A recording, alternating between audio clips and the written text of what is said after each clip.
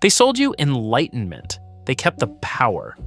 Following a spiritual guru in 2026 isn't growth. It can be the fastest way to hand your mind, your money, and your moral compass to the wrong person. I'm going to give you 5 reasons you should never 100% trust a guru who markets themselves as a saint. Most common advice isn't designed to get you results. It's a trap designed to keep you comfortable. And it costs people years of their lives. If you're still struggling to see results and lacking clear direction, this is where it stops. This channel is different. We don't add to your to-do list, we burn it down. We expose the bad strategies and counterintuitive truths that most gurus keep to themselves. We focus on what to stop doing, because removing the wrong moves is the only way to win. I'm not here to be right. I'm here to be real. Think I'm wrong? Challenge me in the comments. Welcome to Don't Do This. I'm Asher Lexington. Let's break the illusion. Reason number 1, the halo trap. Here's the first reason you should never 100% trust a spiritual guru, because the biggest scam isn't money, it's the halo. When someone looks holy, speaks softly, posts quotes about compassion, and performs morality on camera, your brain assumes they're safe. That's the trap. It's not spirituality, it's marketing. The halo effect is simple. If someone looks pure, we assume they are pure. If they sound calm, we assume they're wise. If they act above normal people, we assume they're above normal consequences. And once that assumption kicks in, you stop verifying. You stop questioning. You start feeling guilty for having a critical thought because you've been trained to confuse doubt with disrespect. Then the selling starts. A donation, a course, a retreat, a blessing, a private session, a special tier, a deeper secret, a more expensive truth. Real growth does not require worship. A real teacher doesn't need your blind trust. They need your honest attention and your independent mind. Verdict: never confuse a peaceful voice with a clean soul. The halo is not proof, it's bait. Reason number 2, gurus don't just sell teachings, they sell permission. Permission to stop thinking, permission to stop deciding, permission to outsource your judgment to someone who knows. That feels amazing when life is hard because uncertainty hurts. Certainty feels like relief. But here's the cost. The more you depend on their certainty, the weaker your own judgment becomes. You stop listening to your instincts. You start needing their approval. You start interpreting your life through their lens. Your morality becomes borrowed. Your identity becomes borrowed. Your confidence becomes rented. And this is how it escalates. First, it's inspiration. Then it's guidance. Then it's dependency. Then it's obedience. Then something goes wrong. A contradiction, a rumor, a red flag. And instead of investigating, you defend them harder. Because admitting you trusted the wrong person is painful. So people call criticism negativity. They call accountability attack. They call facts hate. A healthy teacher creates stronger students. A toxic guru creates loyal followers. Verdict: if someone trains you to rely on them instead of building your own thinking, that's not guidance. That's control with a holy filter. Reason number 3, the accountability vacuum extended. In real professions, power has consequences. Doctors have boards, pilots have licensing, lawyers have associations, even barbers have training. But in guru culture, the credential is often just one sentence: trust me. No exams, no oversight, no enforcement, no independent accountability. So what happens when someone gains influence, money, access to vulnerable people, and a saint reputation? With no system to check them, the industry fills the gap with vibes, not standards, and vibes are easy to fake.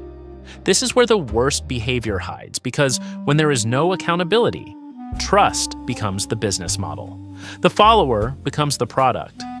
And the real danger isn't always obvious crimes. Sometimes it's slower and quieter.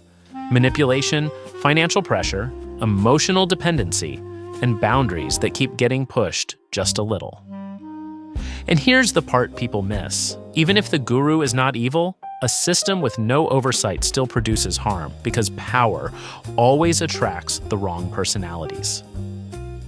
If there is no way to report abuse, no way to investigate, and no way to remove authority, then the structure itself becomes a shield. Watch how many guru ecosystems are designed. They control the story, the community, and the interpretation of criticism. Any accusation becomes persecution. Any question becomes negative energy. Any doubt becomes your ego. And suddenly, the guru is untouchable because they've trained the group to attack the messenger before they examine the message. That's why community can become a weapon. People don't want to lose their identity, their friends, or their status in the group, so they protect the leader, even when the facts are uncomfortable. Here's the rule. If there are no consequences, there is no safety. It doesn't matter how pretty the teachings are, a system without accountability is built to protect power, not people. Verdict.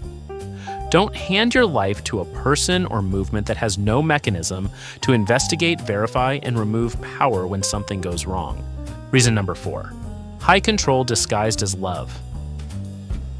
Reason number 4 is where people get fooled the hardest because control rarely looks like control at first. It looks like care. Watch the patterns. They're consistent. They isolate you. Your family doesn't understand. Your old friends are low vibration. They're holding you back. They create exclusive truth. Only we have the real teaching. Other paths are confused. They punish questions. If you doubt them, you're labeled unhealed, not ready, or too negative. Then they rewrite your emotions. If something feels wrong, they tell you the problem is your ego. If you feel uncomfortable, they call it growth. If you notice red flags, they call it fear. That is not spirituality. That is manipulation. A real teacher invites questions. A real teacher wants you independent. A real teacher doesn't need you to defend them. They don't need you to cut off your life. They don't need worship to teach truth. If your path makes you afraid to ask basic questions, you are not being healed. You are being managed. Verdict. Any teacher who needs your silence is not a teacher. They're a controller with good branding. Reason number 5, the network signal. Now, the hottest part of this topic, and why it's exploding right now. Lately, a fresh wave of Epstein-related records has been dumped into the public bloodstream. Millions of pages, headlines everywhere, people sprinting through documents like it's an Easter egg hunt for villains. And I need to say one careful thing before we go further. Being named in a document, being in a contact list, being mentioned in an email, even being in a photo, that is not automatically proof of a crime. But here's the part most people still don't understand. Your life is not a courtroom. You do not need beyond reasonable doubt to make a personal decision about trust. Because what these releases really exposed isn't just who did what. It exposed something more important: how power moves, who gets access, who gets invited, who gets protected, who gets proximity to rotten circles and still gets to wear a clean costume in public. And this is where it hits spiritual gurus the hardest. Because spiritual branding is not just, I teach meditation. Spiritual branding is often, I am morally superior. I am enlightened. I am safe. I am pure. I am above normal human weakness. So when someone sells you sainthood as a product, their associations matter more, not less. If a person consistently chooses proximity to corrupt networks, even if it's philanthropy, even if it's social, even if it's networking, even if it's I didn't know, that's still a judgment signal. Because let's be honest, Epstein wasn't a random nobody. He was an obvious gravitational field of status, wealth, and influence. And he had a public history that raised serious alarms long before the internet started speedrunning his name again. So here's the real question. Not, can I prove guilt? The real question is, does this person have judgment worthy of my trust? And if you're a guru, especially a spiritual guru, your judgment is your product. If your pure moral image collapses the moment we look at your orbit was the truth the whole time. So the rule is simple. When a guru claims sainthood, audit their behavior like a skeptic, not a fan. Watch what they do when pressure shows up. Do they get transparent? Or do they threaten, shame, and play victim? Do they welcome investigation, or do they call everyone negative energy? Do they have real oversight, or just loyal followers who attack critics for free? Verdict: stop worshiping brand morality. Start auditing real behavior. A saint costume means nothing if the footsteps lead into dirt. Final guidelines: the don't do this, trust rules. Here are the rules. Save them, repeat them, use them. 1. Never give 100% trust to any guru. Trust is earned in pieces, not granted in bulk. 2. Demand transparency. Money, staff, policies, boundaries, and how decisions get made. 3. Look for real accountability. Independent oversight, complaint processes, and consequences. 4. Healthy teachers invite criticism. Manipulators punish it. 5. If they sell certainty, run. Reality is messy. Scammers are confident. 6. If they isolate you from friends and family, it's control, not growth. 7. If access is the product, you're not a student, you're a customer. Drop your comment. If you agree, type A. If you disagree, type D. If this helped, hit like, subscribe, and share it with someone who needs it. Drop your take in the comments. I'm dropping at least 2 videos a week, and we're building this channel to keep each other sharp. This is Don't Do This. See you in the next one.